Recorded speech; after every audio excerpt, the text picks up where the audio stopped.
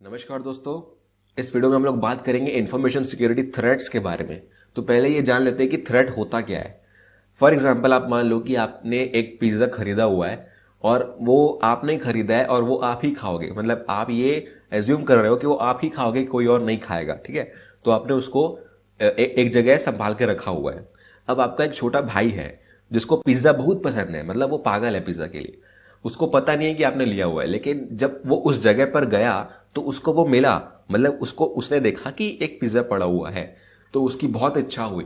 मतलब आपको ये बाद में पता चला कि उसको पता है कि वहां पर पिज़्ज़ा है।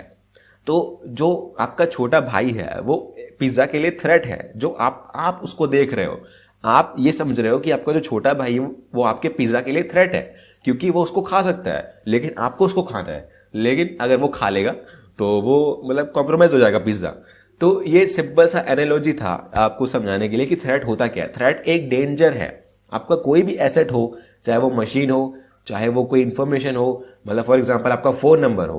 अगर आपका फ़ोन नंबर किसी ने चुरा लिया, जो वो चुराएगा, जो आपका फ़ोन नंबर चुराएगा, वो थ्रेट है आपके लिए। तो वो एक कांस्टेंट डेंजर है आपके एसेट के लिए। अब वो पर्सन भी हो सकता है जैसे आपका छोटा भाई, कोई ऑब्जेक्ट भी हो सकता है, मतलब जो मतलब ऐसी कैपेबिलिटी रखता है कि वो कुछ काम कर पाए। जैसे कोई पब्लिक वाईफाई से आप कनेक्ट होते हो, तो वो जो राउटर है, जो एक्सेस पॉइंट है, वो एक ऑब्जेक्ट है जो आपके लिए थ्रेट है। क्योंकि थ्रेट क्यों है? क्योंकि आप पब्लिक वाईफाई से कनेक्ट हो तो आपको पता नहीं है कि आपकी प्राइवेसी सच में मेंटेन हो रही है कि नहीं। उस केस में ऑब्जेक्ट है। लेकिन इवेंट भी हो सकता है। इवेंट मतलब कोई डेटा ब्रीच हो रहा है। डेटा ब्रीच बहुत बढ़ रहे हैं आजकल। तो आपका अगर कंप्यूटर डेटा ब्रीच से मतलब इफेक्ट हो जाता है तो वो इवेंट है। डेटा ब्रीच एक इवेंट है, तो वो एक थ्रेट है आपके लिए। अब थ्रेट्स की बहुत सारी कैटेगरीज होती है यहाँ पे। ये मेनली 4 कैटेगरीज हैं। हम लोग डिस्कस करते हैं इसको one by one. Inadvertent threats, मतलब इनएडवर्टेंट का मतलब होता है कि आपने इंटेंशनली नहीं किया है, मतलब आपने जानबूझ के नहीं किया है, लेकिन फिर भी वो थ्रेट है।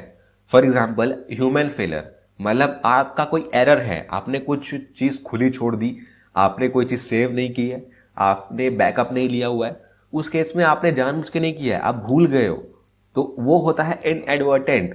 जानबूझ के नहीं करते उसको, ठीक है।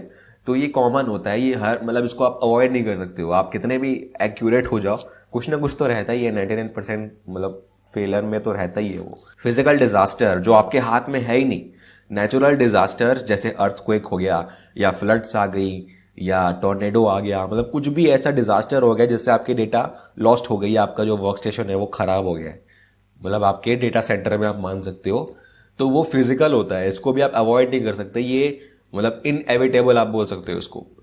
तो थर्ड है टेक्निकल फेलियर्स। टेक्निकल फेलियर मतलब जो आपकी वर्क स्टेशन, जो आपका इन्वायरमेंट है, जो नेटवर्क है, जो आपकी टेक्नोलॉजी है, उसी में कोई एरर आ गया। आपने नहीं किया है, कोई डिजास्टर भी नहीं आया है। सॉफ्टवेयर या हार्डवेयर में कुछ एरर है, जैसे हार्डवेयर फेलियर हो गया, आपका जो सीपीयू है वो काम करना बंद कर दिया, आपका हार्ड डिस्क खराब हो गया है, या सॉफ्टवेयर में कोई एरर है, कोई मतलब हैंग हो गया कंप्यूटर आपका, या कोई इन्फिनिट लूप में चला गया, तो वो फेलियर होता है टेक्निकल फॉर्म में। तो उसको आप अवॉइड कर सकते हो काफ़ी हद तक, मतलब लगभग आप सब कुछ तो अवॉइड नहीं कर सकते मेरे ख्याल से, हो सकता है वो भी, लेकिन काफ़ी केस में नहीं कर सकते। तो ये होता है, थोड़ा बहुत आप अवॉइड कर सकते हो।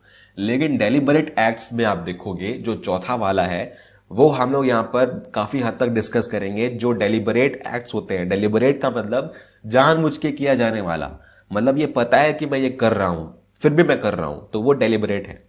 उसमें आती है हैकिंग, एस्पियोनेज, जिसके बारे में बाद में डिस्कस करेंगे हम लोग। तो जो भी चीज़ कोई जानबूझ के आपसे करवाता है, आपकी डेटा कॉम्प्रोमाइज करता है जानबूझ के, मतलब हैकिंग वगैरह करता है, तो वो डेलिबरेट होता है। तो इसी चीज़ के बारे में, इन्हीं थ्रेट्स के बारे में हम इस पूरे कोर्स में पढ़ेंगे।